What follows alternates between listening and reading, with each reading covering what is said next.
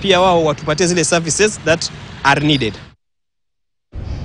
Kutoka Diani tuelekea Kilifi ambapo wagonjwa wa saratani pamoja na wakazi wa kaunti ya Kilifi wana kila sababu ya kutabasamu baada ya serikali ya kaunti hiyo kuweka sahihi mkataba wa maelewano na wahisani katika sekta ya afya ili kubuni mpango wa kuzuia na kutibu saratani katika kaunti hiyo.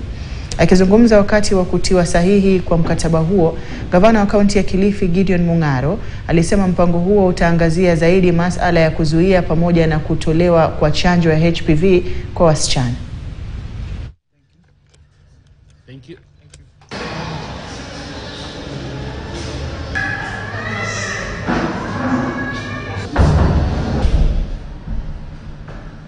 La kwanza kabisa tujaribu kuboresha huduma za saratani kwa njia ya kutoa vifaa kinga na vifaa tiba, lakini pia kufanya matengenezo madogo katika zile senta ambazo zinatoa huduma za saratani.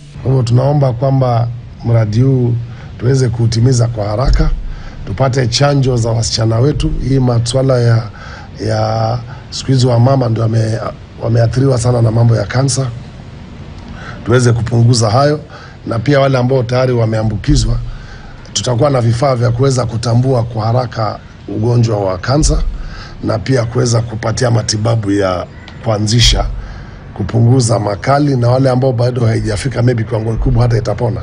Ukiwa stage 1 unaweza kumanage hiyo case.